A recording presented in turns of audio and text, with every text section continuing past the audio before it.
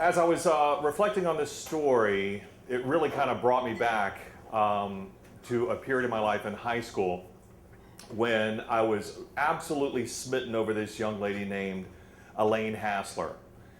And Elaine and I worked together at a shop called Argosy, and it was just basically a knick-knack shop. And so because we were in the same high school, we had similar hours. But now I was a sophomore and she was a senior. So, I mean, I could really tell that she liked me a lot, you know, because she would let me drive her to work.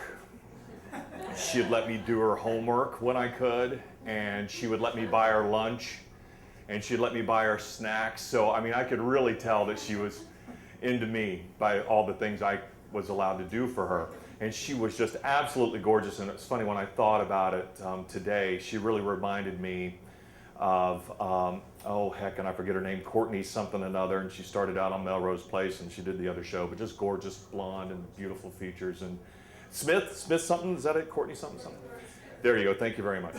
So just absolutely beautiful, and I was just smitten with her, like I said, but she had one issue. She was in love with this fella named Ondish, and Ondish was not the best guy in the school because he not only really had a thing for Elaine, which they dated off and on, he had a thing for just about every other girl who went to our high school. And this was during a period of when Ondish and Elaine were kind of broken up, and I was doing my best to really attract her to me. Wearing my best polo cologne, all the other things that you did when you were in high school in the 80s. So, you know, it was all about polo then. So, one time, as I was giving her a ride home or so, I asked her, I said, you know, what are you doing this weekend? And she said that she didn't necessarily have any plans, but she didn't really kind of indicate that she was interested in some of the ones that I had offered. She, you know, I had a feeling, kind of knew I was really interested in her. And of course, with hindsight, we really know kind of what was going on with me doing all that stuff for her. But at the time, of course, I just thought she was kind of into me, but being hard to get. So I did my alternate plan, which is what you do on the weekends in Alabama, which is drive around with your buddies. So this one friend of mine named Todd Borland had this incredible van. And I got to tell you, this van was just amazing. Not only did it have, you know, the shag carpet on the floor, but the carpet went up all the way on the inside of the van, the top, the dash and everything. And it was really outfitted Southern style. So everywhere that you could see from the front of the van was nothing but lights.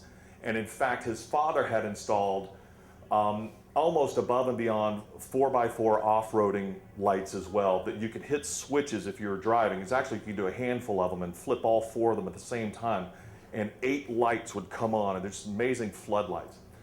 And so we were driving around in that. There's just 3 or 4 of us driving around. We decided, well, what we're going to do is go to where people park and just see who we could just discover, because we had nowhere to go. We just thought we would drive around.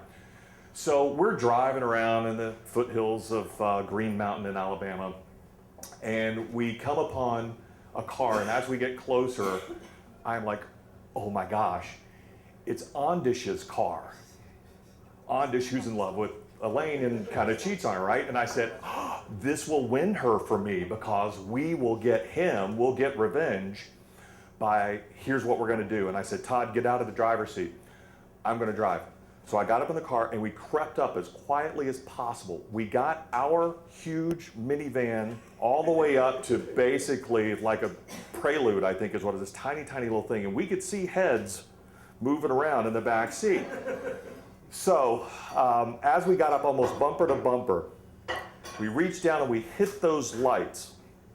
But Todd's dad also had something a little extra special. Not one, but 2 boat horns were mounted on the outside of this van. So as I hit the lights, Todd goes, oh yeah, watch this. Hits this, I mean, it just, so we peel out backwards as fast as we could so that Ondish could not, and whoever the girl he was with, you know. So I'm just so excited about us and our getaway, the fact that he's not going to be able to tell it was us, and I'm going to go tell Elaine at work the next day, what I did on her behalf. And I was just like, yeah, finally, maybe she'll go out with me.